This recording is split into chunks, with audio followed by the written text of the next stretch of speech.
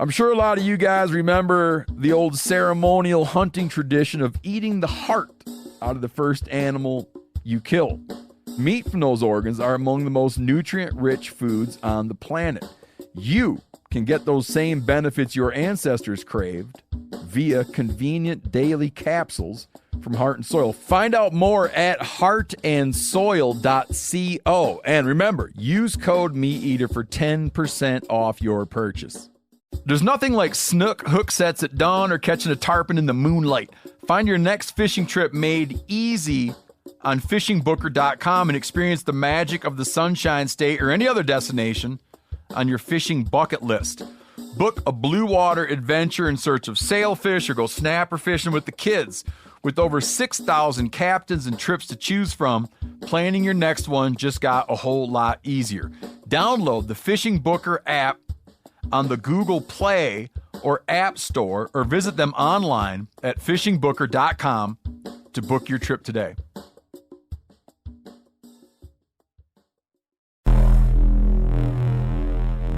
Welcome to the Wired to Hunt podcast, your home for deer hunting news, stories, and strategies.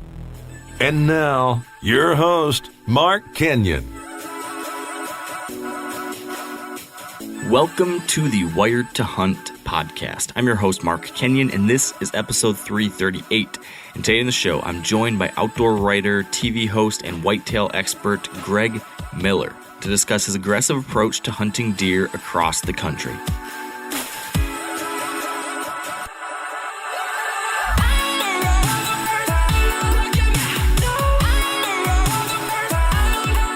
All right, welcome to the Wired to Hunt podcast brought to you by Onyx. Today on the show, I'm joined by Greg Miller, and Greg's a guy I've wanted to chat to for quite a while now, so I'm excited this episode is happening. Greg is the author of multiple books, titles including Aggressive Whitetail Hunting, Bow Hunting, Forest and Deep Woods, and Rubline Secrets. And he's written for many of the top hunting magazines, hosted several deer hunting TV shows, and in short, he's just done a tremendous amount in the world of whitetails and has been at it at a very high level for a long time.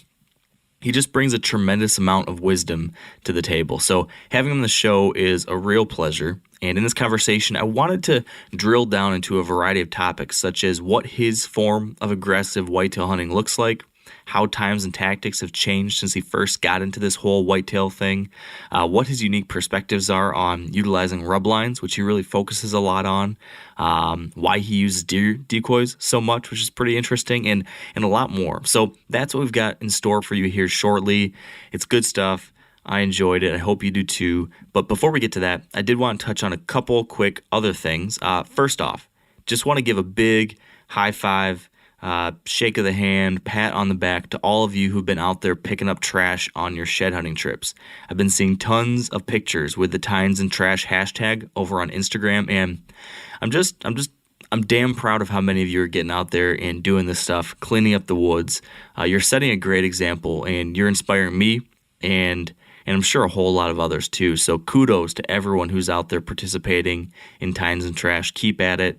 I think it's pretty darn cool. Speaking of thanks, one other thing I wanted to point out and just make a point of doing is I wanted to thank all of you who've purchased a copy of my recently published book, That Wild Country. As you've probably heard in some of the past episodes of the podcast, this was the most daunting project I've ever taken on, but the one that I'm pretty darn sure is the one I'm most proud of. And putting that thing out into the world, writing this book for years behind the scenes and then putting it out to you all, honestly, it was a little scary. There were so many questions around, is it any good? Will people enjoy it? Will people buy it? And since the initial launch, the answer's been a resounding yes. So many of you have shown your support by buying the book or getting copies for friends and family or listening to the audiobook or posting pictures on social media, posting your reviews on Amazon. It's all just been amazing and so appreciated, and I can't thank you all enough. If you haven't yet picked up a copy yet, no worries either. You do have plenty of time still. You can grab paperback or hardcover copies over Amazon or wherever you like to get your books. The audiobook is over on Audible. You can listen to it on your phone or your computer, your iPad, whatever. And if you're in Michigan or anywhere in the upper Midwest, I am doing another book signing coming up here pretty soon in Lansing, Michigan on April 16th at Schuler Books. I'll be doing another event, so stay tuned for more details on that. And I guess for those, if there are some people out there who are still on the fence, or if you're just hearing about the book for the first time, I do have a couple quick reviews from Amazon I thought I'd share just to give you a little perspective from some readers. So here I'm going to quote two of these reviews. Let me see here. All right, quote, "I am not a person that reads books often, if ever, but I loved this book. Mark Kenyon does an amazing job painting the picture of his travels and of explaining how and why our public lands came to be. A great piece of writing." End quote. And here's one other one that I liked. Quote, "This book is a great collection of stories and history about our nation's public lands, many of which I've never seen firsthand. But I'll be damned if he hasn't inspired me to get off my ass and make an effort to both explore what I haven't and to take action to protect what we have. This is a great read that instills hope for bipartisan rallying of defense for the beautiful lands we have. Highly recommend." End quote. So that's pretty cool to hear. If this book can inspire folks to get out there and see these places and to try to stand up for them, that is my dream come true. So love seeing that. And thank you to those who left those reviews. Thanks to everybody else who's written a review. It's pretty incredible. Buying the book, spreading the good word, it's so appreciated. So just want to make a point to bring that up. With all that wrapped up now, let's shift from talking about reading over to listening. And in particular, let's listen to Greg Miller discuss aggressive whitetail hunting and a whole bunch more. All right, with me now on the line is Greg Miller. Welcome to the show, Greg. Hey, it's my pleasure. It's exciting to be able to have this chat. I have followed your articles and you on your various television appearances for a whole lot of years now. You've been a huge influence on a lot of today's deer hunters. And so I want to first and foremost thank you for sharing everything you've been learning over the years. And secondly, for anyone who's listening who has lived under a log and is not aware of the things you've been doing for decades now, can you give us just a real quick Cliff Notes, Greg Miller 101? Well, I started writing for North American Whitetail magazine years ago. I guess it was probably 1986 that they purchased my very first article, and was working construction at the time doing concrete work. I was a concrete finisher, and then I started writing for them, and then a few other magazines took interest in my work and saw what I was doing. So long story short, within 6 years, I hung up the construction work and went to work full-time as a freelance outdoor writer, and I was doing seminars, eventually transitioned and started doing videos for like Hunter Specialties Primetime Bucks, Real Trees Monster Bucks. And then when the television craze kind of took off in the early 2000s, myself, Stan Potts, and Pat Reeve started North American Whitetail Television. Did that for 4 years and then started my own show. First one was in Pursuit, and then we transitioned into the hunt. And now I find myself at a point where I've ran a lot of miles. I've hunted a lot of states, I think 22 for deer. I've killed deer in 17 different states. I've hunted 3 Canadian provinces, killed big bucks in 2 provinces. So I got a little tired, so I pulled in my horns a little bit, started doing some magazine work again, and now am going to make guest appearances on North American Whitetail Television, 3, 4, 5 times a year. That's nice to be able to just have a little bit more of a slower pace. I got to believe it wears on you after so many years going nonstop, doing 1,000 things. Something that you also did along the way with all the TV and the articles and everything is you wrote some books. And in one of your books titled Aggressive Whitetail Hunting, the opening line was, and I'm pretty sure this is the quote, you said that there are no absolutes or guarantees in the sport of deer hunting. And I thought that was interesting to open a book in that way, right out the gate saying, hey, nothing is for sure. Nothing's guaranteed. There's no black and white here. that struck me. Why did you choose to open your book that way? Why is that an important thing to you? I think I don't think, I know it's because of a lot of past experiences with mature deer in a lot of different places. And you can assume and you can believe that you have absolutely got a big deer figured out. And about the time you do, he'll break your heart. We've all been down that road. And the other reason I did that is because I wrote those books at a time when people were really, some people still are very interested in shortcuts, guarantees, something that they can use or they can employ into their hunting efforts that they figure is just going to guarantee success, and it's just not going to happen. I mean, success isn't guaranteed in anything that I really know of, but deer hunting it's a sure way to become frustrated, is to expect to be successful. I mean, we all do, but I mean, you got to keep that part of realism in the back of your mind all the time, that just because you think you're doing everything right doesn't guarantee you're going to be successful. And the books, it was kind of partly the books too. Is reading these books doesn't guarantee success. Won't guarantee success. So it's just a primer. It's a primer for maybe helping you.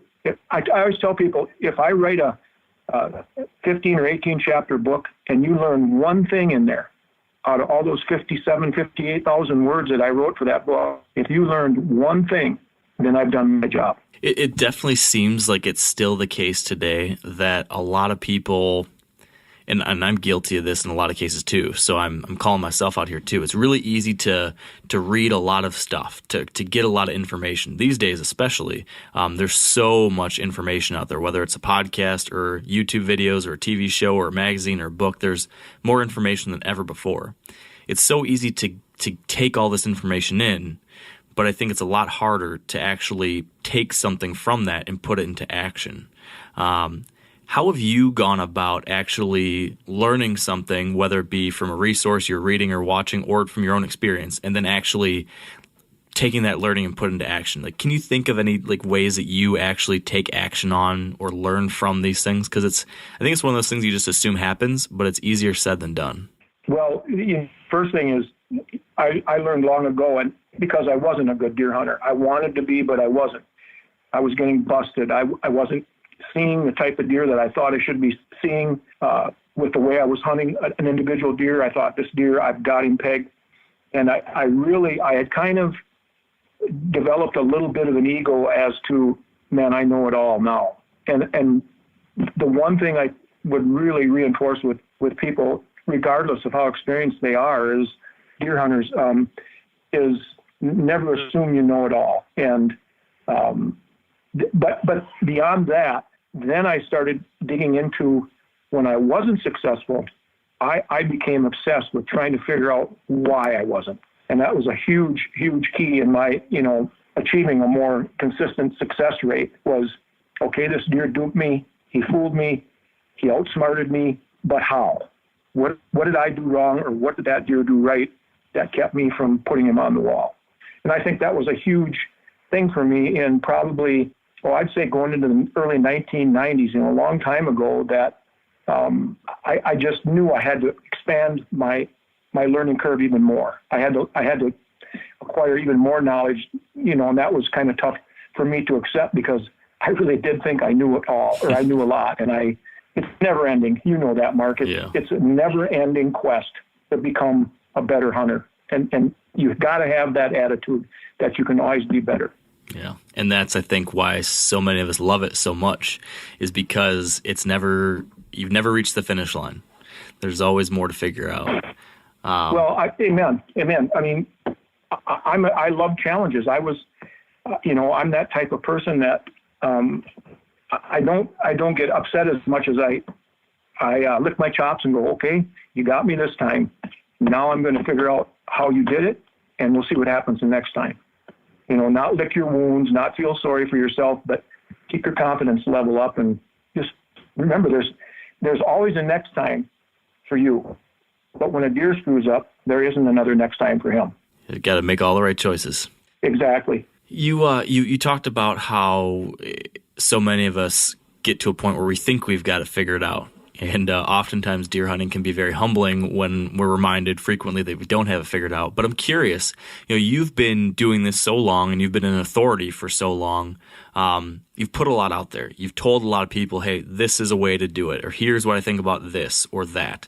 Over all of those years now, when you look back, are there any things that stand out as something that you've changed your mind on? Like, hey, you know what? 20 years ago I said it was this way, but guess what? I realized I was wrong. I think it might be now this way. Anything like that? Well, along those lines, I will tell you that, and I'm sure you'll agree with me on this. If you've hunted any length of time at all, if you've got 15, 20 years under your belt, and gosh, I got a lot more than that in the hunting world, you know that, we've really evolved as hunters. But look what's happened with whitetails, with mature whitetail bucks, how they've evolved. Mm-hmm. So, things change with us, with our equipment, with technology, with everything. And we've accelerated our abilities to the point that 10, 15 years ago, I was really, really in fear of it becoming calculated and so I don't want to say automatic, but it was going to become substantially easier. And look what happened with the deer. The sharper we got, the more educated we got, the more technology we've involved into the sport, the keener the deer have become, I think. That's my honest opinion. So I think they are a prey animal. We're predators. Prey animals have been here forever. They've never all been wiped out 100%. So I think there's always that part of it that deer will have something over on us, and I can't tell you what it might be. The next thing that deer use to evade hunters or how they're doing things, but it's what keeps us all out there after them because, people like us love a challenge, and deer hunting is still a challenge, regardless of how sophisticated it's become. Does it ever frustrate you how sophisticated it's become, or do you like it, or do you ever feel nostalgic for the way it used to be? Well, I'm going to sound like a grumpy old guy here, but of course I'm a little, I'm a little concerned with a lot of what's happened because I honestly believe, and people can challenge me on this, but I still love killing big deer, mature whitetails. I love figuring them out. But when we had to work 5 or 6 or 8 or 10 times harder at doing that than we do now, then you have to remember a lot of my formative years when I became, when I acquired a name and I was established my credentials. There were no scouting cameras. There were, we had topo maps and aerial crop photos that we used. That was it. Otherwise, it was boot leather and a lot of hours. So, yeah, I'll readily admit, would I like to see it back the way it was in some degrees? But, Mark, I'm telling you, I'm kind of ate up with the scouting cameras, and I like the Onyx maps, and I like certain things. I like my luxuries too. So I'm not going to be that grumpy old guy. I guess there's a middle ground, right? Sort of grumpy. There it is. Semi-grump, yeah. I wonder, though, do you ever think that you might have a special advantage over some of the newer, younger hunters for someone in your case who has that pre-scouting camera, pre-Onyx, pre-technology background, but you also know how and can use those new technologies? Or maybe another way to take this question would be, do you feel like those who came later, those who are so dependent now on trail cameras and our online maps and our cell phone cameras and all that stuff, are we overly dependent on that stuff and missing the boat on some of those foundational things that you learned early on? Yeah, it's back to the grumpy guy again. Yeah, I do. I really do. I agree with you. I think that there was a certain aspect of coming together with my hunting partners and walking all day, and I mean all day, from daylight till dark, with a topo map folded up in your pocket and stop and a compass in your pocket, no cell phones and no scouting cameras. But where I've really seen those skills that I acquired a long time ago and honed, where I really have seen that skill set shine, is when I started doing a lot of out-of-state hunts where I might be at a spot for 5 to 6 days, and then it was time to move on to the next spot or come home and then go out again, where you had 5 or 6 days, and a lot of these were do-it-yourself hunts where we got some property hunt, we were showing the boundaries, and then it was, you guys are on your own. 5 or 6 days, you can have cameras, you can have the technology, but you better be on those deer right out of the gate. You don't have 2 or 3 days to wait to see what shows up on the cameras. You know what I mean? Mm-hmm. It's 5 to 6 days, find a big deer and kill them. And I really excelled at that. And, it was all documented on film. And for the most part, it was a lot of self-scouting. And so those old skills came back to bless me from years ago when I really became a road warrior, during the hiatus of my filming career. Correct me if I'm wrong here, but I'm guessing that a lot of those early experiences helped you kind of form this style of hunting that I've seen you refer to as aggressive whitetail hunting. You wrote this book titled Aggressive Whitetail Hunting, and have talked a lot about these different tactics that kind of fall underneath that type of whitetail hunting that you seem to have mastered. Can you define that for me, what you mean by aggressive whitetail hunting and why that this style is so important to you? And maybe it's not anymore. I don't know. That was a long time ago that book came out, but what are your thoughts on that? No, that was a good connect here, because what that book was about is kind of what I'm talking about now, is the stuff that I reflected back on that would serve me well on my out-of-state hunts now, this day and age. Was a lot of the stuff I talked about in aggressive whitetail hunting, where back then, as I said, I was a full-time, we're seasonal here. So we get 6 months, maybe 7 months of construction work, then we're laid off for 4 or 5 months out of the year. And that's back when nobody was doing scouting, nobody was doing season scouting. And we started doing that in the mid to late 80s, and walking from, like I said, all day walks, learning our hunting areas, where we should be the next year.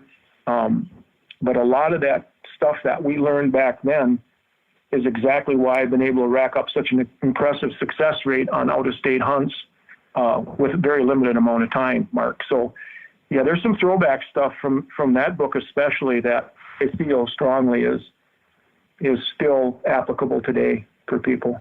So if someone then was saying, how do I become an aggressive whitetail hunter now?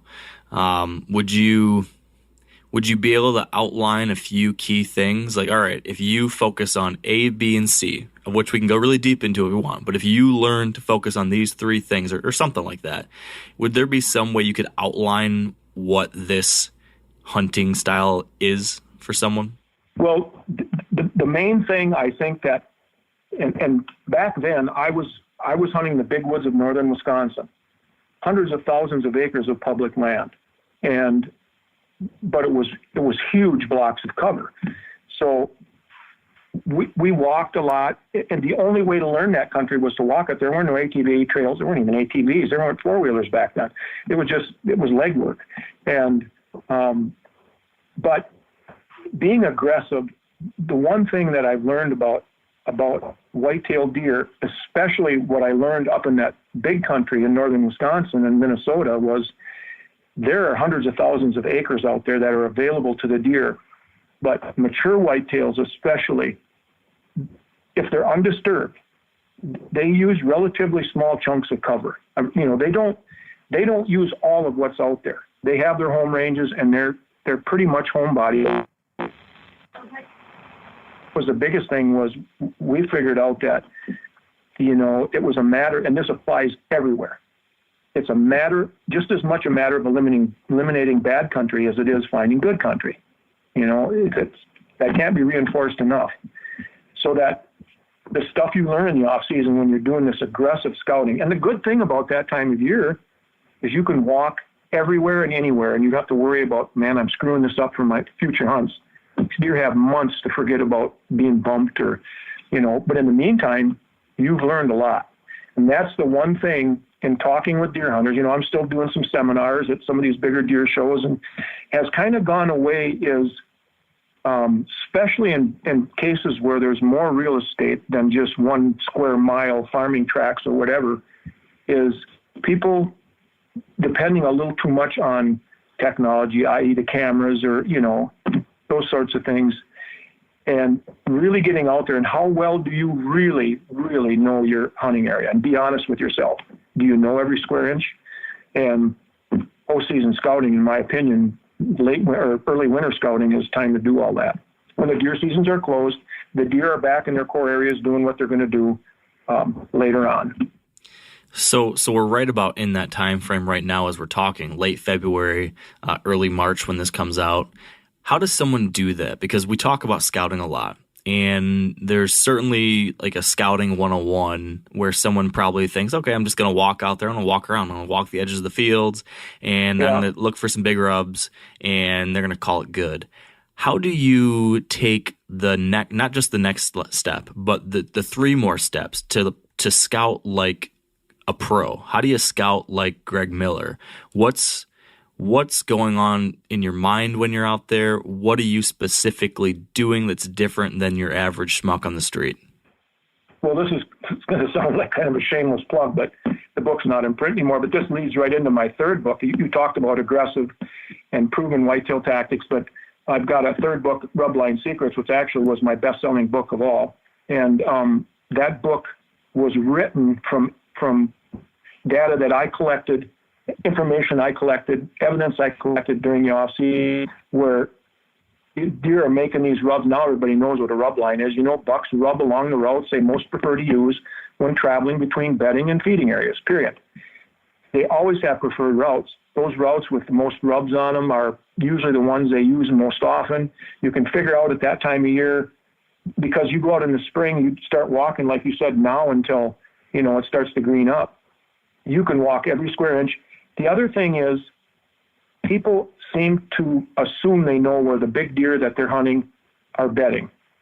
And I did that for years, and I found out it was a lot more to my advantage, way more to my advantage to figure out pretty much exactly where they were bedding. And even in the off season, when you're walking and you're looking at your hunting areas and you're going, well, I really can't see a big buck bedding here or here.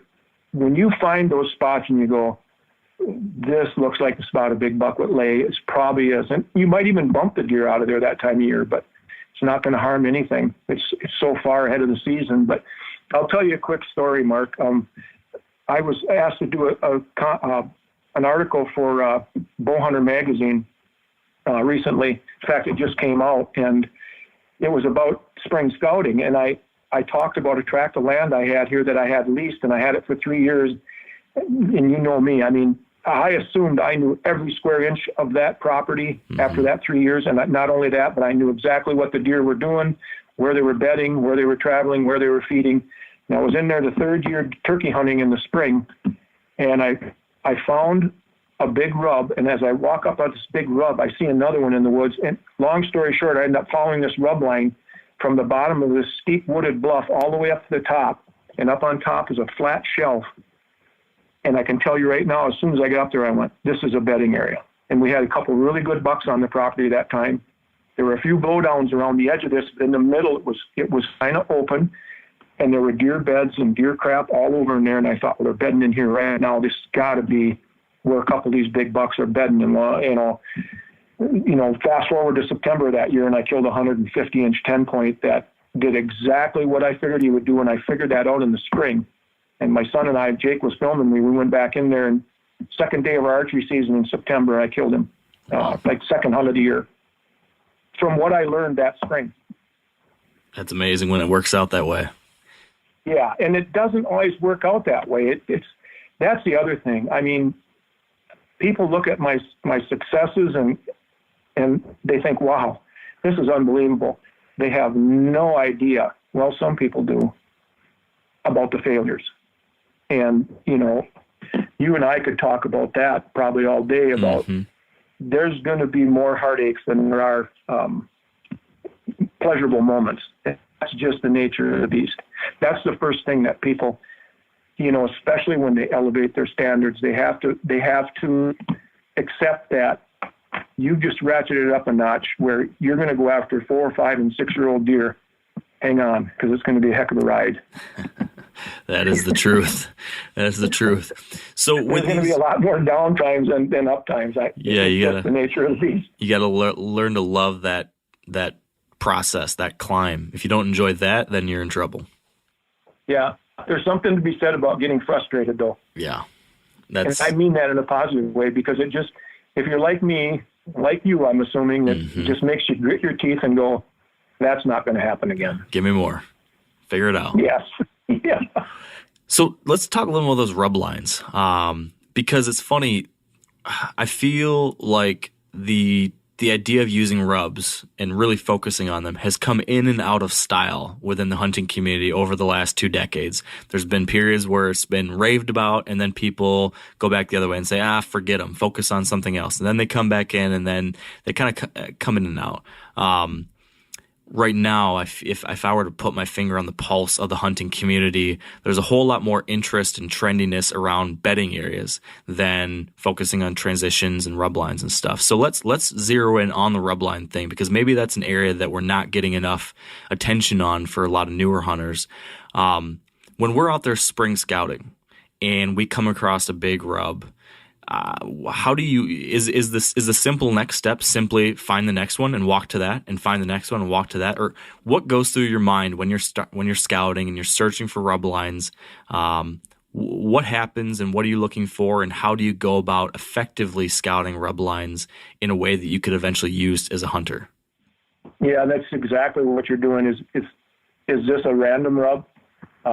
Is this a rub that was maybe made during the rut? This buck was here one time, ground the crap out of this tree, marked it up, and never came back? Or is it part of an actual line? And that's really what you need to determine is, usually a rub that's on a rub line will also be alongside a pretty good trail. And you know how bucks can be during a rut, especially mature bucks. They're cross-trailing. They're just running wild sometimes. Sometimes they're on trails. Sometimes they're just meandering through the woods. But during non-rut times, for the most part, they stick to using trails. And, there's such a big part of the archery season in almost every state in the country that takes place during non-rut times, which means we're hunting here in Wisconsin. We're hunting September, October, and then November, December again, post-rut. 3 months out of 4 months, we're hunting deer that are not rutting. And I don't know about you, but I'm not going to pin my hopes just on a 10 to 14 day window, 21 day window in November. Yeah. I want to be on the big deer right away. But the scouting thing, it's walking to see if this is a random rub, if it's part of a line.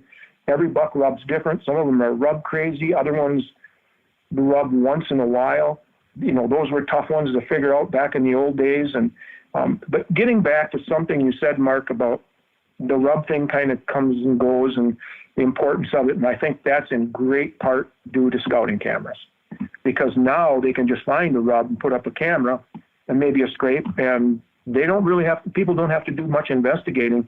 And that camera will probably tell them if that's a spot they need to hunt or if not. So they don't really think that one rub, they put the camera over it, but they don't really know the significance of rub lines. So I think it's kind of gone out of style, gone out of fashion, simply because people don't consider it to be that important because of what they can learn with their scouting cameras. And it's actually true. It really is. Do you feel like you miss out on anything though?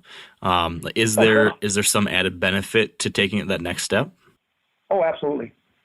It goes back to what I was talking about earlier about, the use of scouting cameras especially is kind of made hunters a little less aggressive, a little less active. I was just talking to the editor of North American Whitetail about this a few days ago about, and if 4 cameras don't show you what you want to see, then put out 4 more.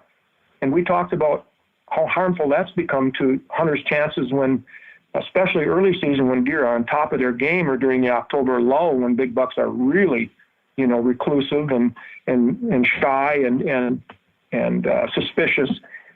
the more times you go in and out, whether you're just scouting, checking cameras or whatever you're doing, the more harm you're doing, because human scent is human scent. But so that's why I think it's kind of in their best interest, and you can do this during the off season. At least figure out some of the preferred routes that bucks were using the year before, because they'll use them again. And then the next generation of bucks will use them, and so on. And we've proven that. A lot of people have. You get a good spot. A good spot's a good spot. You'll kill big deer out of it maybe fairly consistently, because it's just the nature of big deer to want to gravitate to the same spots that the deer before them did. It's just their nature. They're there for a reason. Now, a lot of you guys are familiar with the old hunting tradition of eating, some organ, the heart or a chunk of liver off the first animal you kill. I had that when I was a little kid, and it was a big deal. Organ meats were always prized by frontier people who knew the importance of getting a lot of different minerals and nutrients. And as often is the case, those guys were onto something, because organs are among the most nutrient-rich foods on the planet. And you can get the same benefits your ancestors craved via convenient daily capsules from Heart and Soil, made exclusively from regeneratively raised, grass-fed, and finished cattle. Heart and Soil's unique freeze-drying process means all those important nutrients are trapped in, ensuring you experience every one of the benefits of nature's superfood in a clean, convenient, taste-free capsule. Find out more at heartandsoil.co, and make sure to use code MeatEater for 10% off your purchase. That's heartandsoil.co. Use the code MeatEater. You ever get that feeling you're stuck inside staring at screens and a primal urge kicks in? You crave wide open spaces, fresh air, the chance to connect with the land. Well, maybe it's time to find your own piece of the wild, but searching for property can be a maze. That's where land.com comes in. They got millions of listings across the country, from mountain ranches to hidden fishing holes. Their search tools are like a seasoned guide helping you narrow down what you want. Land.com isn't just about buying and selling. It's about finding a place to hunt, fish, explore, or simply sit by a campfire and listen to the crickets. So head over to land.com today to turn one day into today, because trust me, there's nothing quite like the feeling of standing on your own piece of earth. Yes. So what about this old adage that big rubs mean big bucks? Have you found that to be true or false? Very true, for the most part. If they're not big in the antler department, because I've killed a bunch of big woods deer that, because of the lack of agriculture, but because of the lack of very much nutrition, these are deer that were 200 pounds field dressed plus, up to 220 some pounds. Our 4 and 5 year old deer, and they were 130, maybe 135. They were just so in the antler department. But those deer rubbed on big trees, and not all of them had giant reaction. I've killed some. I got a 200-inch non-typical I killed here in Wisconsin during late season years ago. That deer, when he'd show up on our farm, and he wasn't there very often, he'd come and go. He'd rub on trees almost as big as, talking almost as big as my lower leg, my calf. Up into my thigh area. Giant popple trees he'd rub on. Wow. Whenever he came on that, he'd go to this one area and he'd rub on those trees year to year. We also, with the advent of scouting cameras now, we've been able to document that little bucks will rub on big trees. Big bucks will rub on little trees, but for the most part, if you find those big gagger-sized rubs we all like to find, it's a pretty safe bet that that's a really good deer. As you were talking about those big rubs that you're finding in the big woods, it just brought a question to mind for me, which is, do you find there's certain habitat types where rub lines are more important? I'm wondering if, for example, in pretty open country like Kansas, maybe there's not a whole lot of cover, so your travel corridors are pretty obvious. They're going to most likely want to follow these little fence rows and things like that. Yeah. While in a big wood situation where it's all this homogeneous, big open timber, I've hunted a lot of that stuff too up in northern Michigan, and a lot of times I'm just at a loss for trying to figure out how these deer are traveling through an area. But is it in a scenario like that where rub lines are especially important? You hunted, if you hunted up there, you hunted country that was fairly similar to what I used to hunt in northern Wisconsin. And yeah, there were some aspects of deer behavior or travel patterns that we hit on. They love walking swamp edges where they're on the dry ground, they're on the high ground, but they're like one or two jumps away from those thick tamarack and willow swamps, because big deer like that sense of security. If they're threatened, they got 1 or 2 bounds and they're in the thick stuff. Those were hot spots.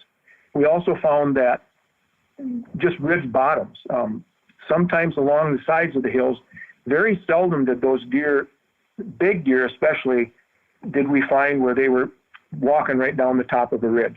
And if they were, it was probably a nocturnal travel route. They just seemed to want to be where they could be closer to thick cover.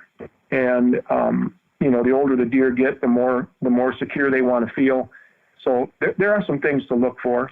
We find, 2 or 3 year old slashes, where they come in and they log off an area and just clear cut it. And then it comes back in that thick regrowth after about the 4th or 5th year, where it's, it's like the hair on a dog. It's so thick.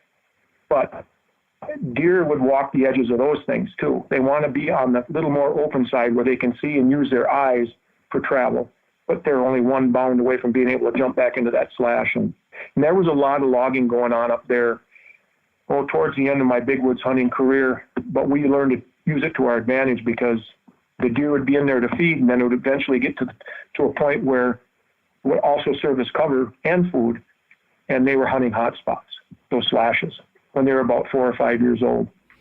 And would you hunt those kinds of spots right inside of them, or would you hunt the downwind edge during the rut and try to catch bucks cruising that edge? Or what was the right way typically to hunt it?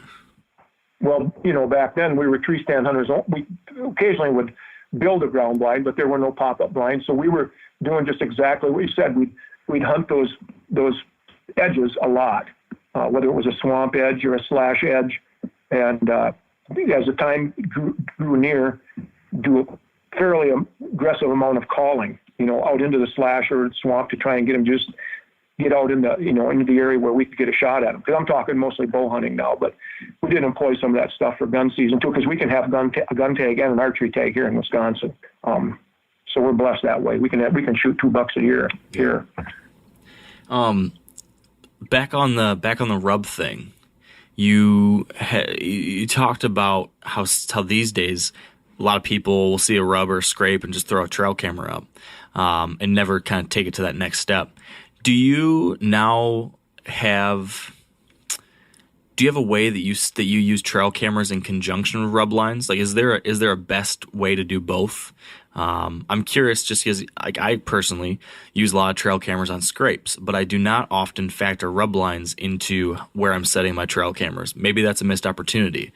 Do you have any thoughts on using that? Unless you have a clear, putting them over scrapes is, listen, those are like the communication centers for all the bucks within a given core area, not just the buck. You know that. You're going to get pictures of numerous bucks working the same scrape. Mm-hmm. It's just the way it is. But then you have to figure out now, and you don't get a picture of a buck like you'd like to get. So you have to start wondering, especially if you know there's a big deer there, is this not a spot he's comfortable visiting? Is there a reason he's not coming to this scrape? But other than a big track on a scrape, that's pretty much guesswork. But when you're just scouting and take the cameras out of the equation and you're just looking at sign, I would rather trust, unless there's a track in a scrape take one look at it and go, this is a giant deer. This is a giant deer. I would rather trust to, scouting and sign interpretation to big rubs than scrapes. That's not to say I don't hunt over scrapes. I'm like you. I do both. But the rub thing, it's curious to note that I still do it a lot. I put them. I kind of trash scouting cameras, but I'm very dependent on them, to be honest. Like we all are. And I'll put them up, and I'll put up. At any one time here, I might have 6 to 8 to 10 out. And what I'm trying to figure out is what the deer are doing at certain times. Rubs are definitive. They're valuable bits of sign, but you have to figure out that, like you said, is this part of the line or is this just a random rub? Depends on the time of year. But I think I'd rather base most of my hunting efforts around rubs, big rubs, than scrapes. Scrapes are a good indicator of buck presence. Don't get me wrong. That's a good place for people to start trying to get a census of what's going on in their hunting areas. Usually you'll start finding scrapes before you start finding quantities of rubs.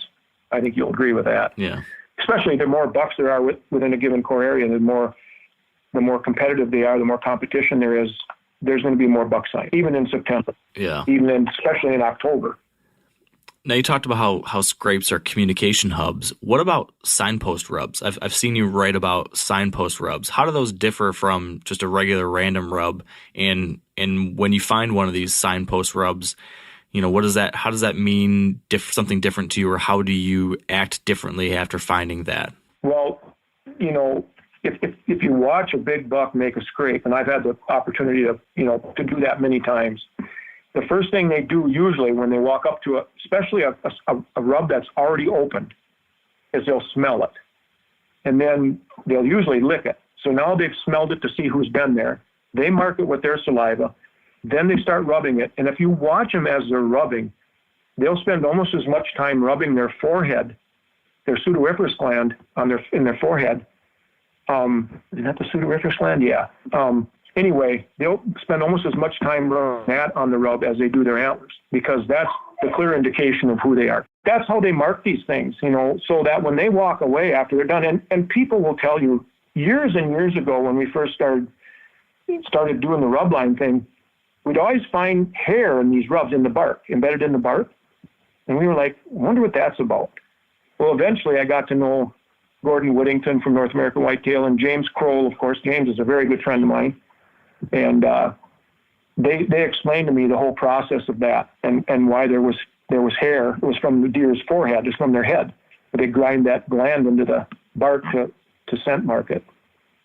So there's a lot more goes on with rubs than I think even now, and with everything that's out there, all the information that people understand. Oh yeah, you can. But of course, that's only one aspect of everything we're talking about too. There's a lot more to this than just rubs and rub lines. It's definitely fascinating though, because it's one of those most visual things. When you go into the woods, there are a few things that can get your adrenaline pumping more than coming across a big fresh rub. Other than actually seeing a deer. Other than seeing a deer, that big fresh rub is about as visually stimulating as you can get out there.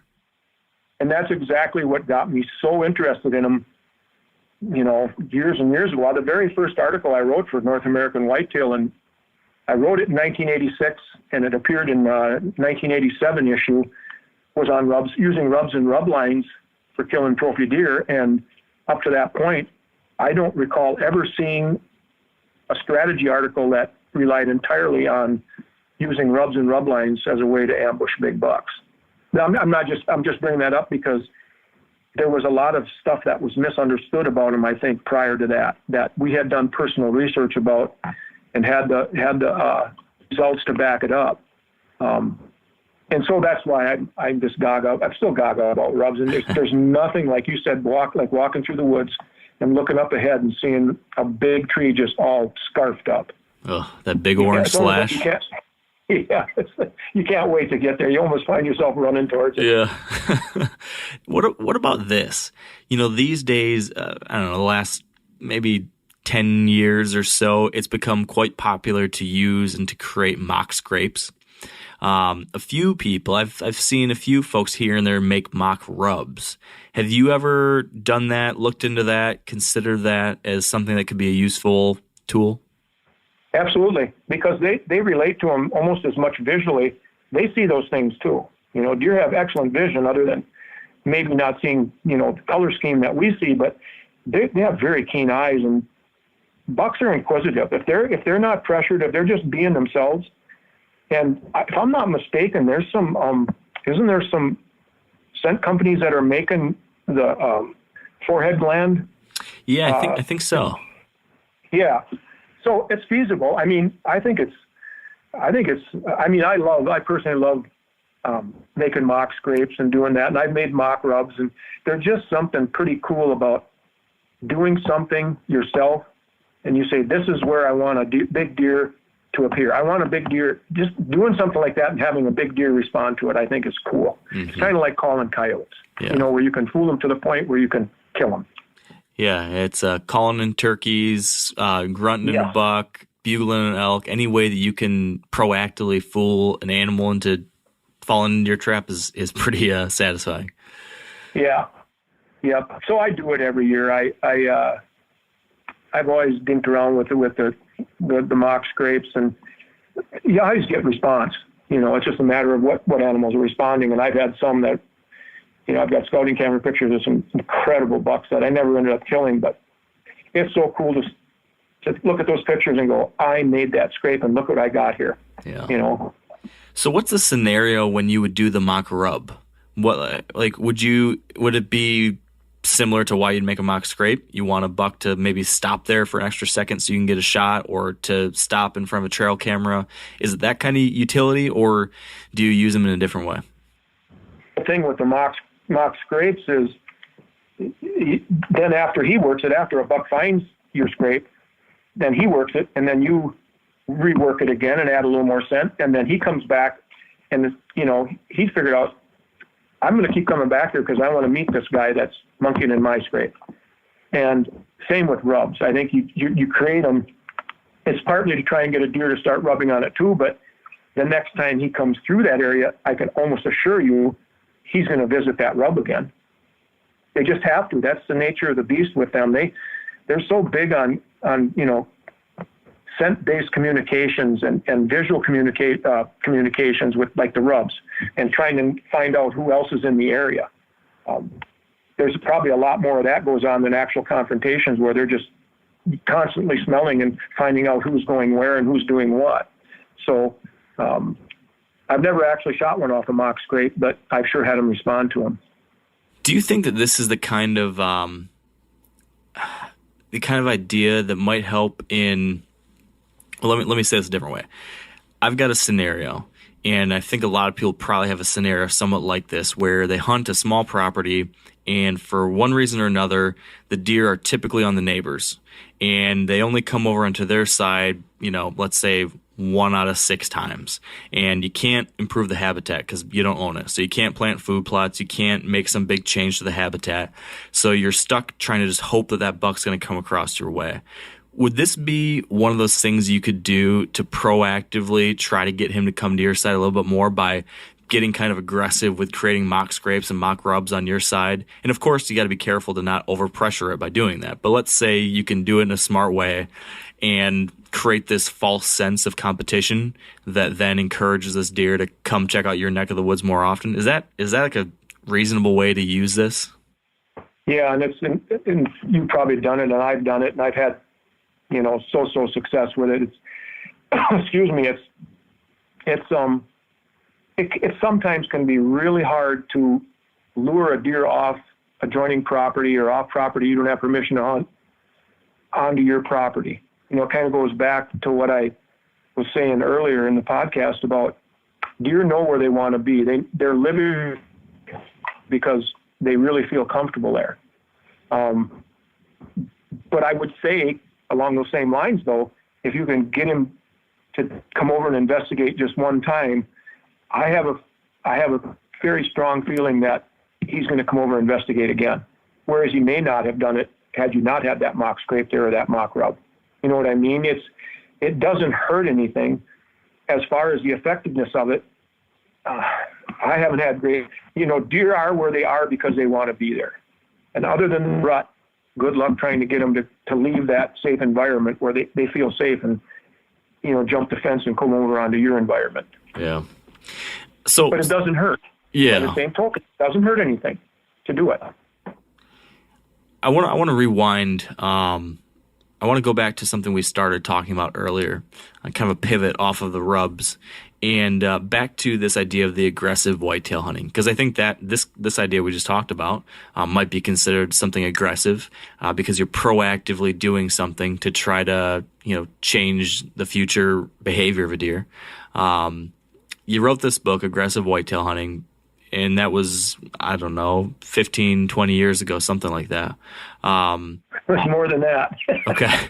So do you think that since that point, as technology has changed, as you've changed, as you've hunted more and more and seen more in more situations, have you become more aggressive or more conservative as a hunter? What's your trajectory been?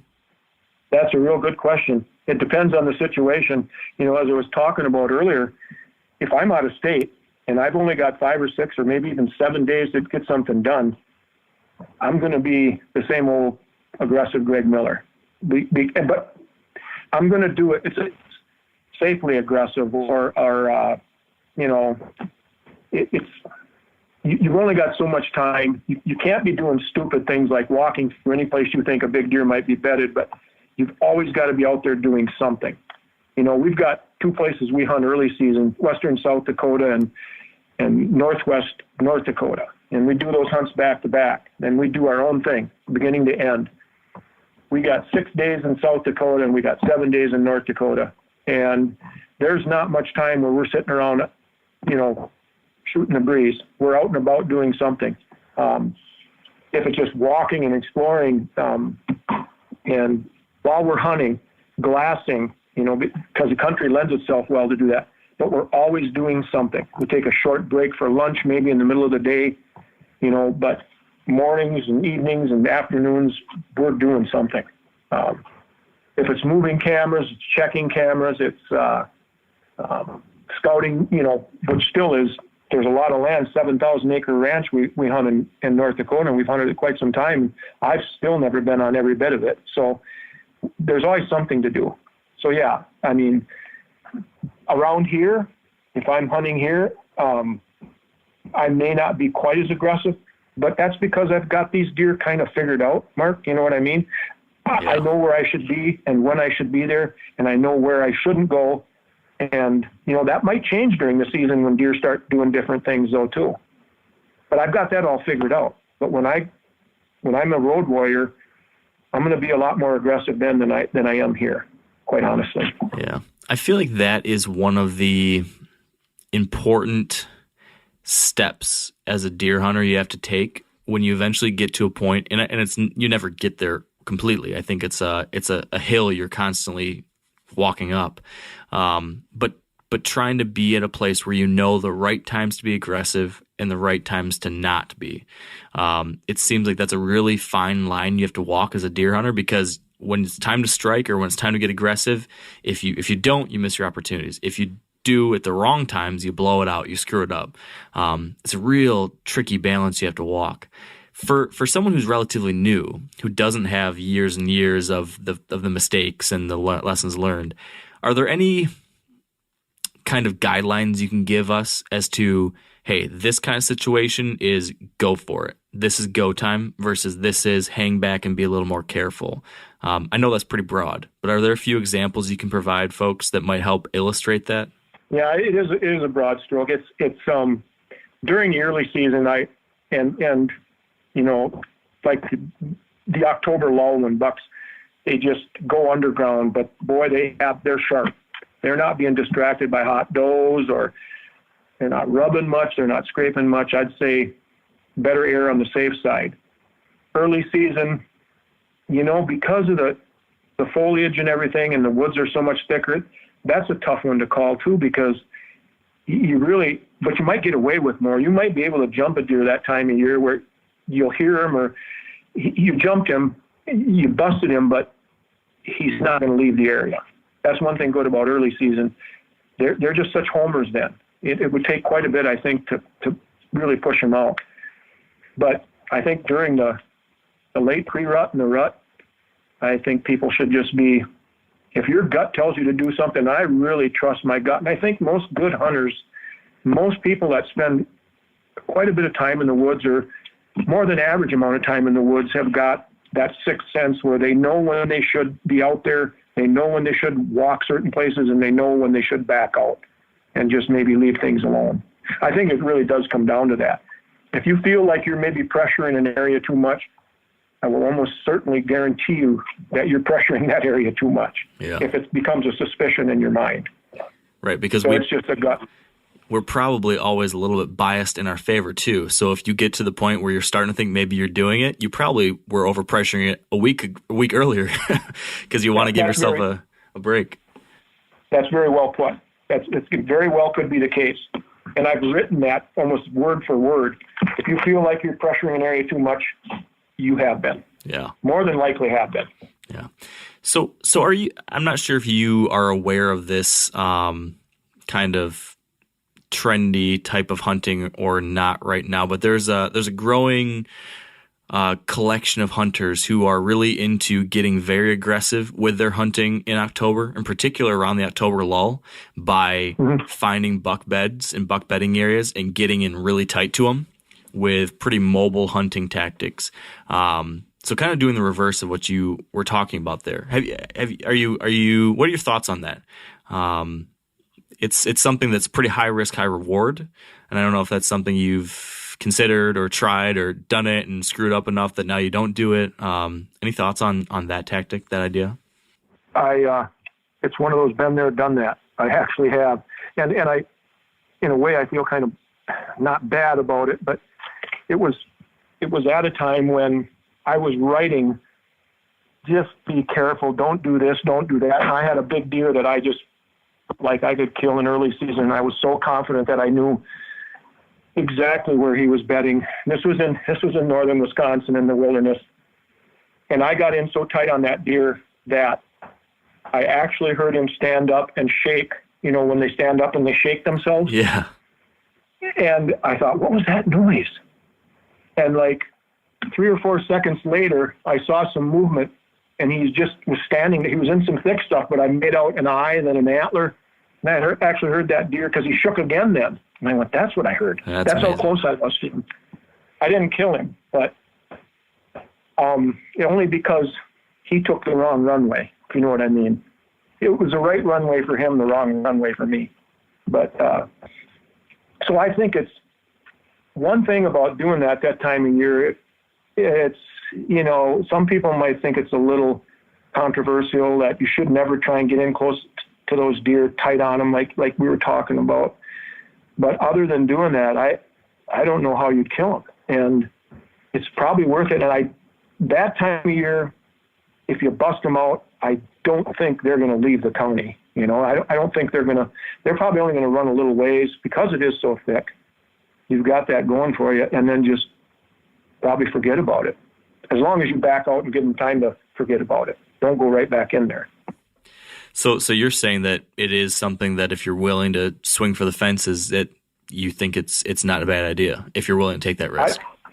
I don't, but I would right on the heels of that, I would say that people should have a real thorough understanding of their hunting area, exactly how it lays. People that are very familiar with their hunting areas probably stand a better chance because they know what their deer are doing at just about every time, during the year, summer, spring, fall, winter. Those people have more of an advantage because I think pretty much, they've hunted the same tract of property for however long. They would stand a better chance of killing a deer in that situation than people that are just kind of doing it by guesswork. And quite honestly, Mark, I think you'll agree, there's a lot more people that are that knowledgeable about their hunting areas now than there was 20 or 25 years ago. Yeah. It's become an obsession, and it's a good obsession. Yeah, certainly are a lot of worse things I like to tell my wife. Very, very much so, yeah. Yeah. Really a really random little aside here, but it is related to hunting in October. I read somewhere once, this might have been in a recent article, that you have really keyed in on freshly fallen maple leaves. Can you talk about that? Is that something that we should be paying more attention to as something to hunt around for small parts of the year? Well, I'm telling you, I wrote that piece years ago. I think I rewrote it. I didn't rewrite it. I used that analogy again for an article for North American Whitetail this last year. And we have a lot of the area I used to hunt in northern Wisconsin, and even around here in the farmland, we have a fair number of maple trees, a lot of maple actually. But it's one of those things, when they're falling, you better be out there hunting. And maples lose their leaves rather quickly. And the sugar content in those leaves is what drives the deer. I talked to James Kroll about it, and he said they're high in sugar. So it's an energy source for them. It's a delectable food, but it's not a main food, as I wrote in that article. It's one of those, what do they call them, ice cream foods, I guess they call it. But they're going to eat them. Every time they pass through that area, they're going to go right to those trees that are dropping their leaves, and they're going to garbage up on them. Do you think they'll go out of their way to hit it? For sure. Yeah. For sure. I've seen deer suddenly appear, and for years when this was going on, and we'd find this hot sign in these certain areas. Well, we didn't know at the time that hot sign was 3 or 4 days old, and it was already over. They had been doing this probably for a week. By the time we found it, it was over, but we hung stands, and not only didn't we see any big bucks, we didn't see deer. They just come in there once they hit the ground, those leaves that lay there for a while lose the sugar content, and then they're not delectable anymore. But boy, as they're falling, literally as they're falling, I strongly urge people to check that out. If you've got known areas of maple stands in the woods you hunt, it's one thing that, like you said, you've never really heard of it before, but it's a fact. Yeah, I like that idea of it seems whenever you can find a food source that's limited, that's there for a very short time period, you get this disproportionately high rate of deer use because they know it's there for just a little bit of time.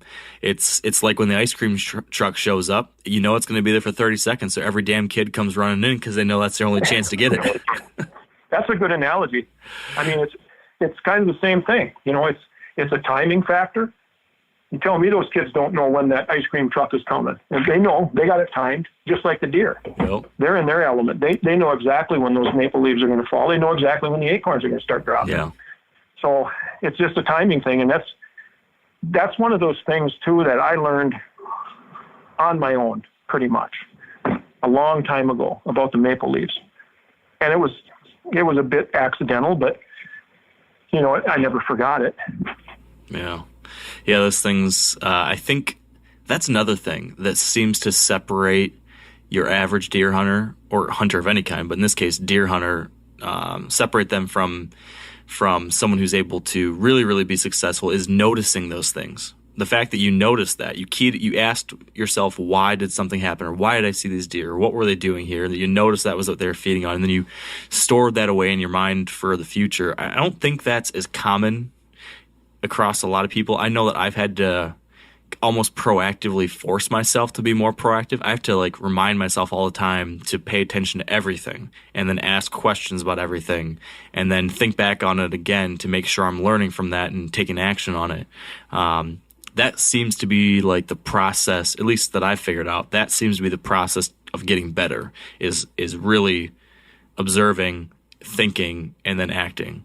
Yeah. Are there any other examples from your years of hunting that you can think of where you had an aha moment in the woods where you had one of these observations or watched something happen and we're always oh, wow, that's why this happens? Or, oh, wow, I need to change what I'm doing now because of this. Have there been any other kind of epiphanies like that for you over the years? Well, I mean, there's been stuff like that. To be specific about, it came from a lot of years of just finally paying attention to deer, and when does and fawns and small bucks would come by, not going, God dang it, where's the big deer? Yeah. I'd watch those deer. I wanted to know everything they were eating, why they were there, where they were going, how they were acting, which trails they were using, even though they weren't target animals. But back to the maple leaves real quick. I remember my brother Mike, my older brother Mike, when I hit on that pattern and killed a couple pretty good bucks doing it, he said, how'd you ever figure that out? And it goes right to what I just said. I said, well, every time I'd see those deer come through there for the last few years at the same time every year, they were always there and they would eat those maple leaves. And then I told him about, finding maple trees after that and setting up on them, and it was already because there was a lot of buck sign, a lot of deer sign around them, and it was already too late. They weren't eating them anymore. So I said, I figured out the best time to be there hunting those deer was when the leaves were dropping. I'm sure there have been some instances where I've seen deer do something, or, and it's always been my goal. Once I decided that this is what I want to do, I want to be a very successful big buck hunter back in the day and age when it wasn't cool. North American Whitetail, I think, was in its infancy, the magazine, and so that started drawing a little more attention to the sport. But there were things I learned along the way. Mushrooms. I killed a really good buck in northern Wisconsin one year that, there's a certain ridge that I hunt. There's a lot of downed logs, and the deer were in there eating the mushrooms off those logs. But the University of Wisconsin, to put all this in perspective about different foods, and certainly not all these foods are preferreds, but the University of Wisconsin did a study years ago on whitetail deer in our home state here, and they documented deer eating like close to 320 or 330 different items while they were observing them. Wow. So now when you put that in perspective of what we think we know about what deer like to eat, yeah, corn, soybeans, alfalfa, acorns, browse, we're still a long ways from 300. There's some of those foods they may just pick and, and they eat it, but they documented it. But it does put it in perspective that it goes far beyond what we consider to be the normal foods or primary foods for whitetails, I think. And so much of that is seasonal, like the maple leaf. There's other things that, like certain browse, certain leaves. But if you watch a deer walk through the woods, they're always nibbling on something. And I just pay attention to what they're nibbling on, usually. Now, a lot of you guys are familiar with the old hunting tradition of eating, some organ, the heart or a chunk of liver off the first animal you kill. I had that when I was a little kid, and it was a big deal. Organ meats were always prized by frontier people who knew the importance of getting a lot of different minerals and nutrients. And as often is the case, those guys were onto something, because organs are among the most nutrient-rich foods on the planet. And you can get the same benefits your ancestors craved via convenient daily capsules from Heart and Soil, made exclusively from regeneratively raised, grass-fed, and finished cattle.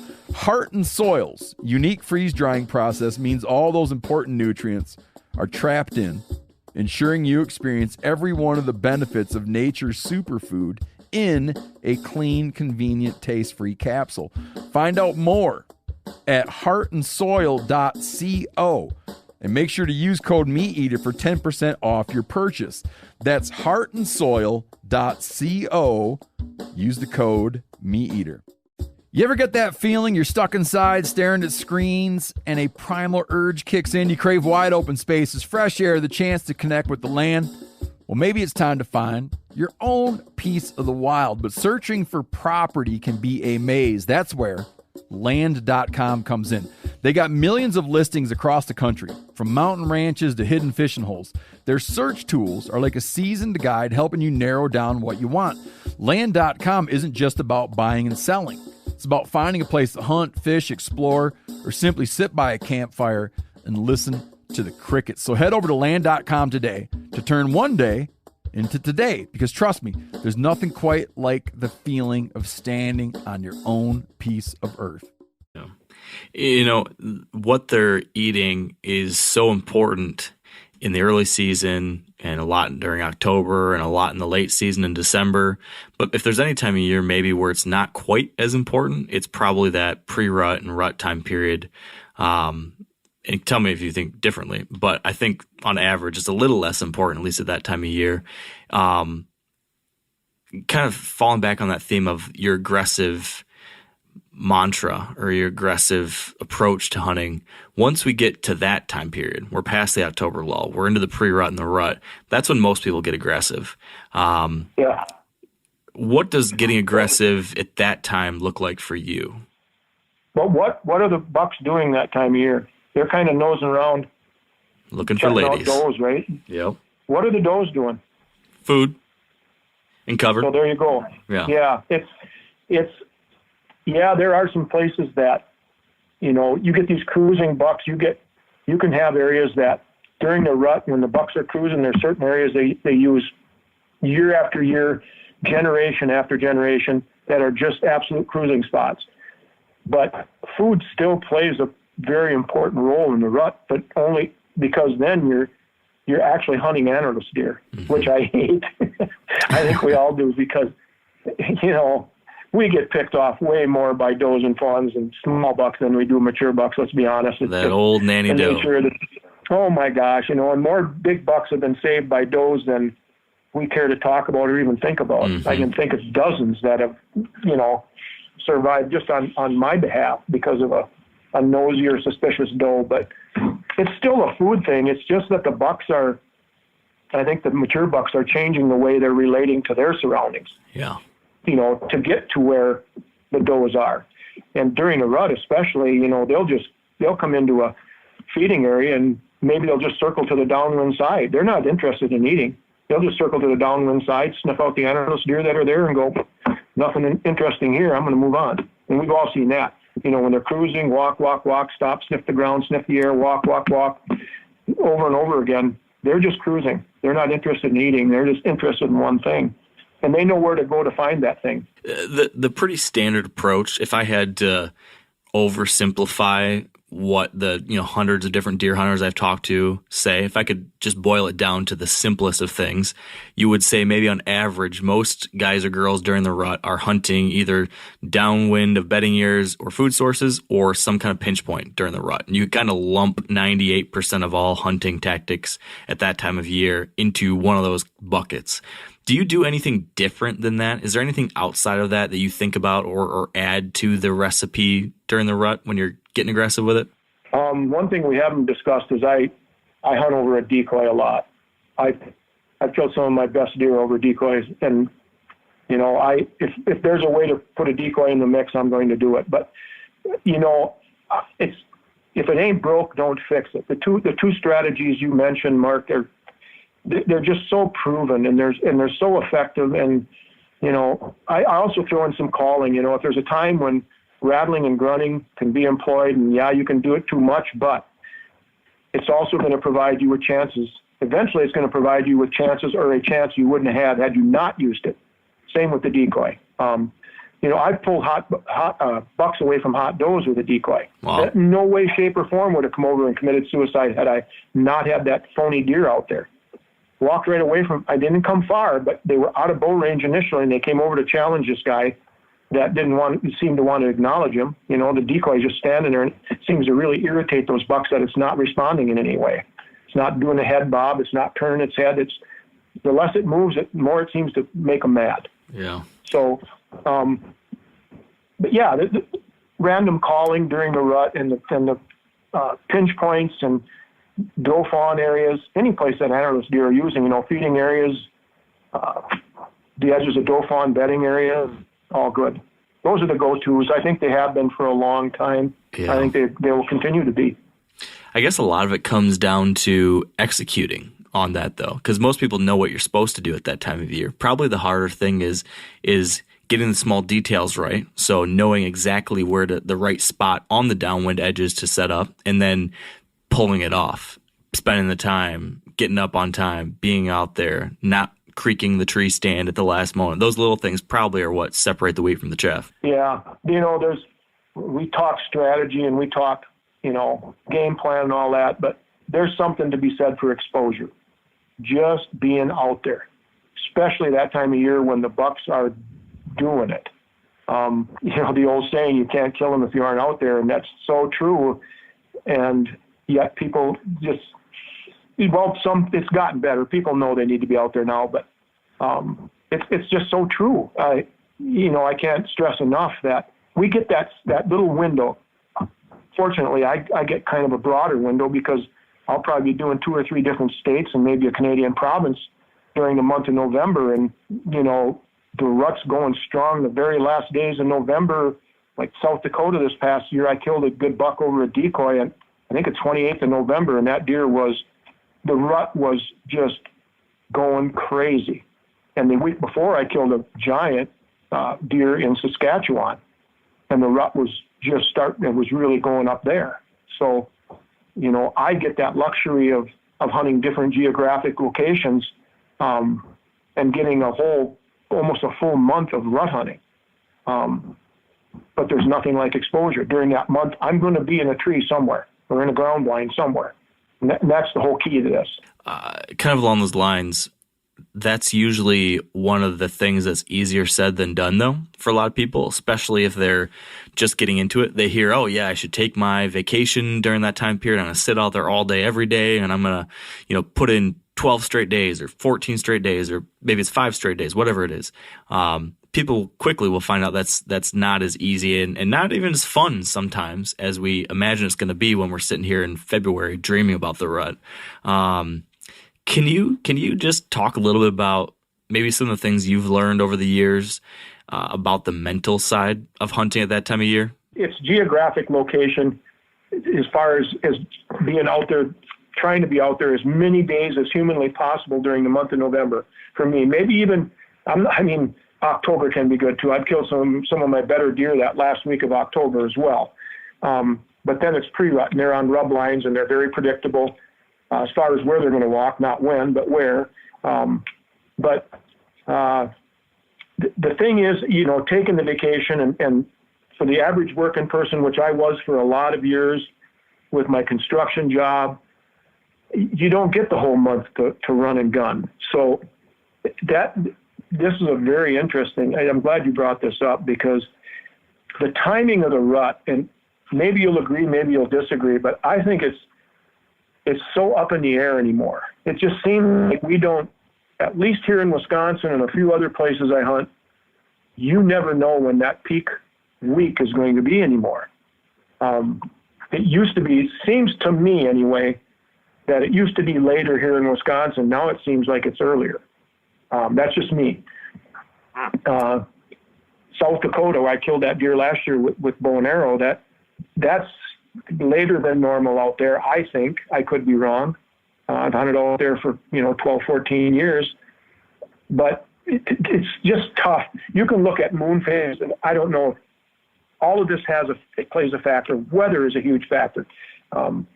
If we get that warm weather in November that we do get occasionally, it suppresses a rut without a doubt. I think you'll agree with me on that. That's no fun when that happens. Oh no, and it's just pretty much all nocturnal then, or maybe not even going to happen until later. But I don't think I think it's different by geographic location, but I also think there's the moon phases, the weather, the buck to doe ratio, and there's so many factors beyond what some people would point to and go, well, here's why the rut was no good this year. Here's why the rut just didn't happen here. Well, it happens every year. Yeah. But I can't honestly and truthfully sit here and say, well, this is the reason that this happens. And even after all these years, I think it's a combination of factors that if one or two of them happen at the same time, or three, it's going to affect the rut. Yeah. Period. Yeah. Regardless of geographic location. Is there anything, and this kind of goes back to something I mentioned a second ago, as far as weathering that, getting through that period of the hunting season with your wits about you? Is there anything you've learned? Just for me, I always think of it as a grind. Like the rut is a grind. It's going to be tough to get up in the morning some days. It's going to be tough to sit in the stand through the storm and make it all the way till dark. There's going to be days I'm like, dang it, I just want to sleep in today. And I try to push through it. I've been kind of evolving a little bit, and I don't know where you're at on this, but for a lot of years, I thought you should hunt every single day that you can, the entire day that you can during the rut, every single moment. You got to just push through the exhaustion, push through everything else. I've just sort of started to rethink that a little bit, especially now with young kids and stuff.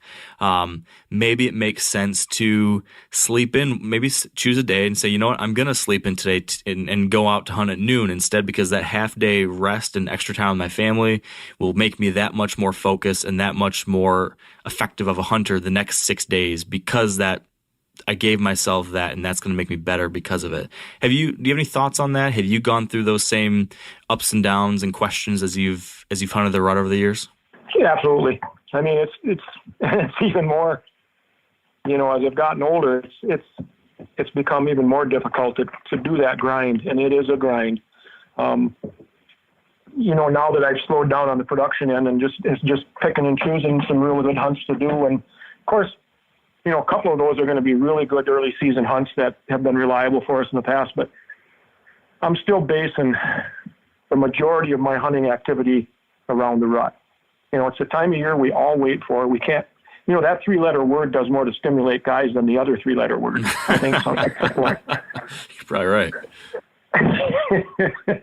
But it only comes once a year, and it's like, I got to be out here. But what you said about just taking a day and collect your thoughts and get your wits about you, I think that's extremely, extremely good advice. When I was really running and gunning and doing this, it was a real risk of a burnout factor. And so, if you're not on top of your game, if you're not as sharp as you should be when you're out there, then why be out there? Take a day or even sleep in one morning. Just don't set the alarm clock or set your phone to buzz at a certain time in the morning, and sleep in one day. The problem with that is as soon as you wake up, you're going to feel guilty. Mm-hmm. But I think I've done it on out-of-state hunts where, we're under the gun, and this is a pretty important deal. There's a lot of pressure. We got to try and get 13 original episodes in the can each season, and you just have to take a day off. You just do. But whether it's during the rut or not, it does catch up to a person. Yeah, and especially, it's a little bit unique in a situation like yours where it's for the show or even for myself when I feel like that's part of my job as well. But when you're just doing this for fun, because it's how you want to use your vacation time, I still think there is a certain amount of pressure on a lot of people these days because so many of us take hunting so seriously. We're so passionate about it. And maybe it's even getting a little competitive. People kind of comparing apples to apples with what'd you shoot, your buddy got this deer. I think there's probably a lot of people that feel this pressure during the rut. Like, it's got to happen. This is when it's supposed to happen. I waited all year for this to happen. And as soon as you, at least this is my 2 cents, as soon as you start feeling that way and it goes from being a thing you're really excited about and looking forward to every morning and that you're thinking, golly, I'm the luckiest guy in the world because I get to do this today. If you don't feel like that anymore, you probably should take a day off, because if this is how you're spending your vacation time, this is supposed to be fun. It shouldn't feel like a crappy job you're going to in the morning. I think there's that risk sometimes if you take it too seriously. So that's something I've been thinking about too.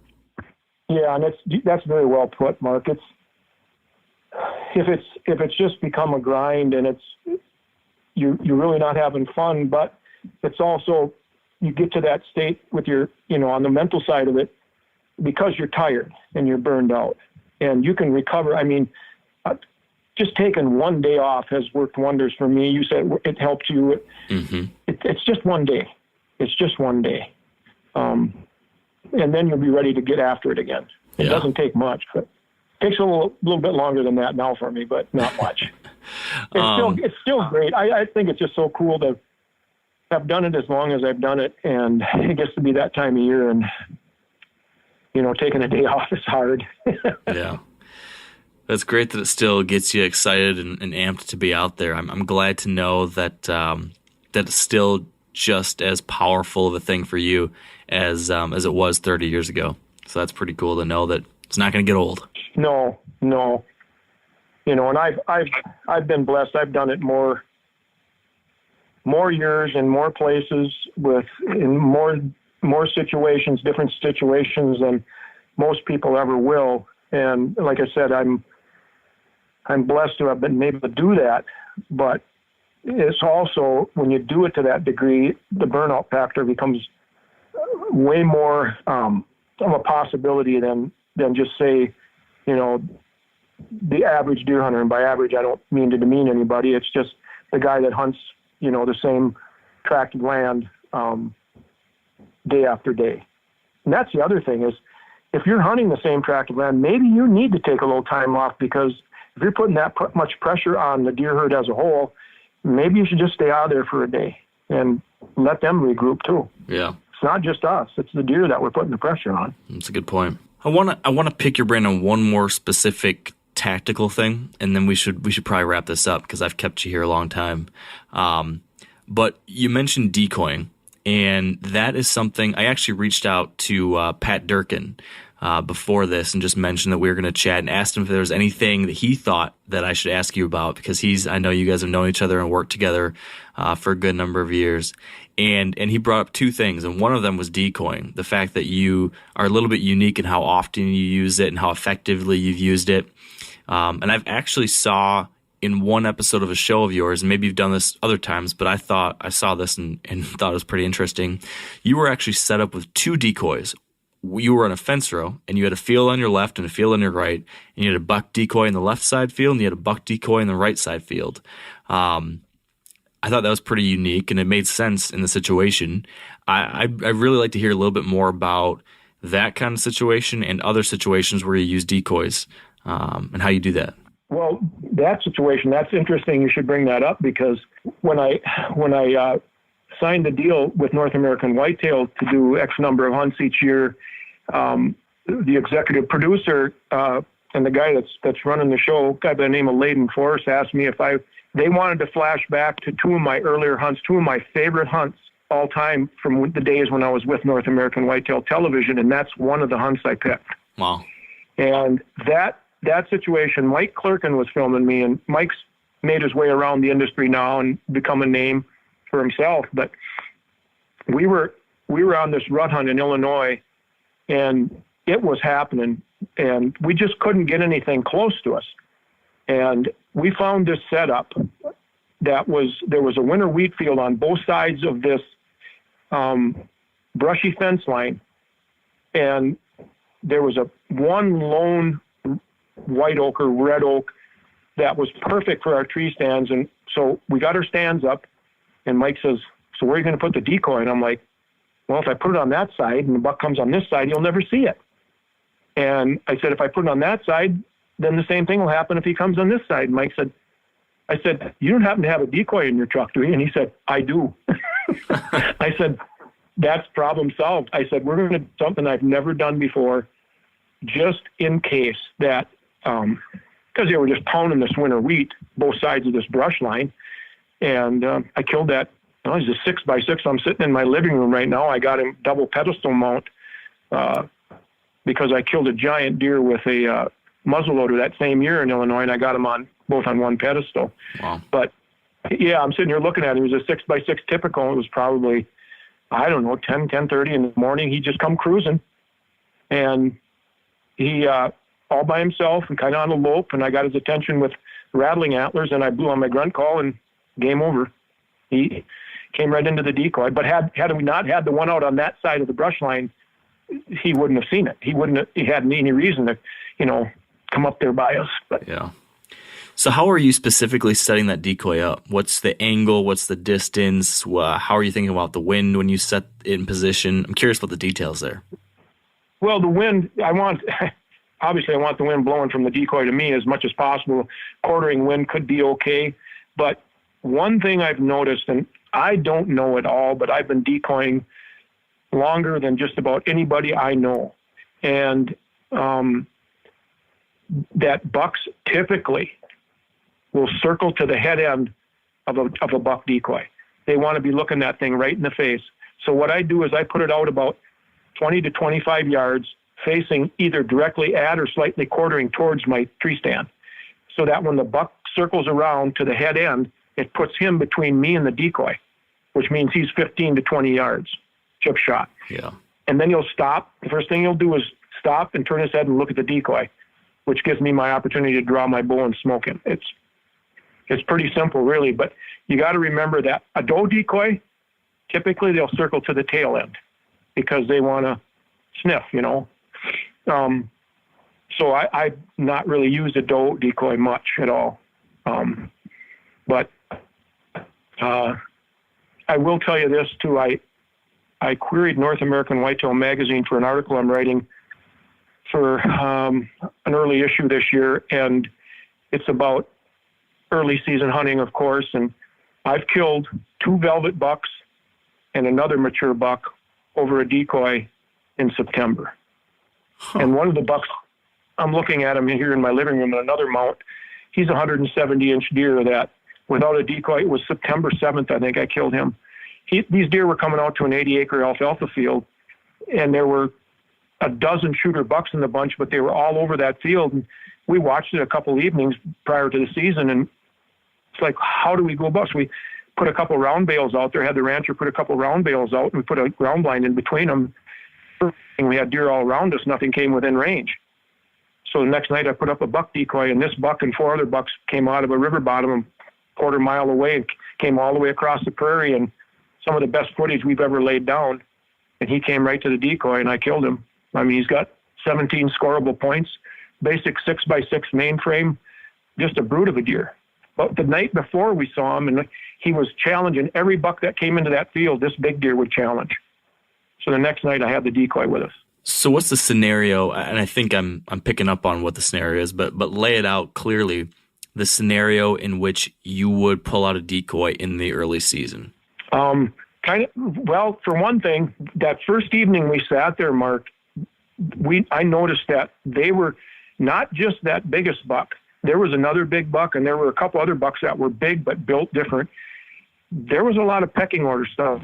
We sat there for 2 hours and watched, because it's Montana and the deer are out early. Mm-hmm. And I told Matt, my cameraman, I said, we come back here tomorrow evening, that decoy is going to be up in this field. I said, there's a lot of stuff going on here. The very first deer I killed for North American Whitetail Television back in 2003 was a big velvet 10-point Wyoming buck. And that deer came to a decoy I'd placed out. And I'll tell you this story. I remember when we got to where we were going to be hunting in Wyoming, Pat Reeve and Stan Potts, my co-hosts, were already there. I started unloading my truck, and I pulled that decoy out of the back of my truck. You should have heard those guys laughing and giving me crap about having that decoy. Miller brought a decoy. Early season up. Oh, Miller brought a decoy along. I'm like, okay. Ended up killing a big velvet 10-point that in no way, shape, or form would have walked within bow range of our tree had that decoy not been there. Because he's just checking out the new guy. And the same with the bucks, the big buck. When I killed him the second evening with the decoy, I don't know what he was going to do, but he was coming over to check out this new guy that he hadn't seen before. That's my opinion. I mean, they look at a buck and go, well, who's that? Mm-hmm. I don't know him. It's a curiosity thing that time of year. During the rut, they want to thump it. Yeah. One of the things that I've noticed and from listening and reading and talking to other people who've had even more experience with decoys than me, something you often hear about is the risk factor with decoys, and that being sometimes does get really spooky about them. And so I've heard some people talk about, and I've tried to keep this in mind when I decoy, about employing a decoy in an area where you're not going to have tons and tons of does. Like the best case scenario seems to be an area that maybe has a lower deer density. So you're not going to have 60 does out in the field and then have your decoy and have every group of does come by and spook and blow. Is that something you've seen as well, or do you not worry about does and you're putting that decoy up regardless? Well, I will tell you this Montana hunt I related to you with, this 170-inch deer, there were 60, 70 deer in that field before those. I mean, there were so many does. One thing I've noticed about decoying consistently and does is does don't like other does. I never use my decoy as a doe. And I've seen that be consistent regardless of the time of the season. If it's early season, pre-rut, rut, does don't like other does. And they're suspicious of them. I don't know what it is, but I've used the decoys. I can't tell you the last time that I had a setup ruined because a deer turned inside out because of my decoy. I really can't, Mark. I hear these things, but I know people think they got stuff figured out, and maybe they want to use it as a doe, but I strongly encourage people that if they're going to use a decoy, strongly consider using it as a buck. It seems to be a lot lower impact on the behavior of the deer than a doe decoy, and I don't know what that's about. But I do know that mature does don't like other mature does, and that's what that thing looks like, and it's not doing anything. It's not moving. It's not acknowledging them, and then they get suspicious, and then they get angry, and then they get suspicious again. So that's just been my experience. But I've been decoying, like I said, since, the early 90s. Wow. Long time. Yeah, it's something I want to try more. I've always been afraid to do it. I've been pretty conservative when it comes to decoys. But I have once decoyed one and had a really cool hunt and killed one, and have wanted to try it more and more. Do you do anything unique to the decoy? I know some people put scent on them. Some people will put a little white handkerchief or something on the tail so there's a little flick in the wind. Some people take one antler off. I've done that. Sometimes do one antlered buck. Anything that you do with your decoy that's unique, or just standard throw out a small buck or regular buck decoy and let her go? Yeah, I use the carry light, and there's some, because I used to work with those people, and I've got 3 or 4 of them, but there's some other really good decoys out there. But I run it 100% as a buck. The other thing is, people tell me something's got to be moving on that thing, and I tell them, well, how many years experience? 28 years experience of using decoys tells me that the less it moves, the more it seems to irritate them, especially a buck. That whatever he does, this thing won't even acknowledge him. And finally, it's like, I'm coming over there to thump you. You won't even acknowledge my existence. I'm coming over there to check you out. Now, about putting something on the tail, deer grow up. As babies, they grow up following mama, watching her tail. How many flicks mean danger? How many flicks mean everything's cool? I don't know. You don't know. So putting something that moves in the wind on their butt has, I've heard of people, one guy told me he had a big buck coming in. This has been years ago, and he had a white hanky or some tissue or something taped on this decoy's butt. And the first time it moved in the wind, the buck kind of looked at it and then continued to come in. And then it started to really blow and flick. And that buck looked at it, turned and trotted off. So I don't know how many flicks mean everything's cool. There's something wrong. So I'm not going to have anything on that decoy that I can't control. That might mean this, or it might mean that. And that's just my opinion. I've been doing this a long time, like I said, with the decoys, but they grow up walking behind mama, watching her tail. Those flicks mean something, but we don't know what that is. Yeah, it's a good point. Well, Greg, this has been a lot of fun. I've been talking your ear off here now, so I want to let you get to the rest of your day. I guess I would ask you one last thing, or 1.5 last things. Number one, is there anywhere you could direct people if they want to learn more from you or pick up your books or anything like that? Can you tell folks where to find more Greg Miller resources? And then number two, are there any other resources out there that you would recommend to folks, whether it be a book, a show, a person? I don't know. I'm interested in other folks' recommendations for where you would turn to learn more or to get more of this kind of stuff. Well, unfortunately, all my books are out of print. But on a positive note, my son Jake who is my business partner, was and still is actually. We just gone in a different direction with our production company, but we're probably in the process of, we're in the process of getting my third book, Rubline Secrets, which was my bestseller of all. We're going to have that redone in hardcover. So cool. I don't know the timeline on that. I'll be doing seminars at the Ohio Deer and Turkey Expo the third weekend in March, and at the Wisconsin Deer and Turkey Expo in Madison. I think it's the first or second weekend in April. People can hook up with me there, and I can give them more details. But as far as anything interesting, I would say that I'm really happy to be, as far as, going forward, I'm really happy and that I'm back with North American Whitetail Television, because, as far as the visual medium, that's kind of where that's where I got my start, and then blossomed into my own television show and all that. So I'm glad to be back with them. And Gordon Whittington, like I said, bought my very first magazine article way back in 1986, and he's the editor of North American Whitetail to this day. So it's great to be back working with those guys. Yeah, that's great. They're one of the first magazines I was able to publish an article in too. So I have some strong positive associations with what they've been doing as well. So yeah, that's good right. stuff. Yeah, it is, and they're a good group to work with. I know the print medium has kind of had some hard times lately, but it's good to know that that they're still buying the North American Whitetail magazines and reading them, because there's a lot of online stuff, but it's great, because I got ink in my veins. I've been a journalist for a long time, and it's that thing doesn't go away.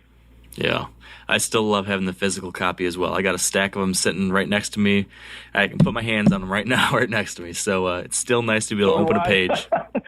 I'm sitting here at my favorite spot on the couch, and I got a whole stack of them on my end table here. The coolest thing for me right now, Greg, is I've got a 2-year-old son, and every morning now he gets up in the morning, and when he's laying there in bed, he just starts saying, Mama, Dada, and then eventually I'll get up and go grab him. And the first thing he'll want to do is he will run to the couch and he will grab a magazine off of the coffee table next to the couch. And it's always a deer hunting magazine. So it's usually North American Whitetail or Peterson's Bow Hunting or something like that, Bow Hunter magazine. And he'll grab it and he'll make me flip through the pages with him, and he points at everything. And sometimes he'll say, oh, or he'll say big buck, or he'll grunt when he sees a picture. And that's how my days start right now. And that's about as cool as it gets. And it wouldn't happen if we didn't have real deer hunting magazines still. So they're pretty special. Ain't it cool? It is the coolest. So cool. Yes. Well, Greg, I just want to thank you again, and please stay in touch. And if we ever can convince you to come back, I'd love to chat with you more. Yeah, that's not a problem. I got way more time to do stuff like this now than I did when I was running and gunning 13 different states in 4 weeks. So yeah, I hear you. Well, thank you again, Greg, and best of luck with your off-season scouting and coming up into the season 2020. Thanks, Mark. And that is a wrap. Big thank you to everyone out there for tuning in. Hope you enjoyed this one. Stay tuned for much more to come with the podcast. Stay tuned with the Back 40 Season 2 show coming back at you later this year. And make sure you're following Wired to Hunt over on Instagram, Facebook, and Twitter for all of my live updates throughout the week, throughout my life, all the interesting things I'm doing that maybe I don't get to share here in the podcast. They're covered there. So check it out. Good luck outside in your scouting efforts, your trash cleanup efforts, your shed hunting, whatever it is you're up to right now. Enjoy it. Thanks for being a part of this community. And until next time, stay wired to hunt. I'm sure a lot of you guys remember the old ceremonial hunting tradition of eating the heart out of the first animal you kill. Meat from those organs are among the most nutrient-rich foods on the planet. You can get those same benefits your ancestors craved via convenient daily capsules from Heart and Soil. Find out more at heartandsoil.co. And remember, use code MeatEater for 10% off your purchase. After 3 years of work, our follow-up to the Meat Eater Fish and Game Cookbook is here. It's the Meat Eater Outdoor Cookbook, wild game recipes for the grill, smoker, campfire, and camp stove. Here is your book for everything that's best cooked or eaten outside. From grilling to open fire cooking to Dutch ovens to smokers to barbecue to backpacking meals to how to pull off the perfect fish fry, with pit stops along the way for lessons about Ice Age cooking methods and the best 5 ways to construct a cooking fire you can be proud of. And of course, we're focusing on wild game and fish here with over 100 recipes, including stuffed venison burgers 3 ways, wild duck with ahi verde sauce, a jerky made with cola, a gin and tonic made with fire-charred lemons, and grilled frog legs made with a sticky sweet sauce. This ain't your normal cookbook, so be prepared to be surprised. Get your copy now. For more info, visit themeateater.com or buy it wherever books are sold.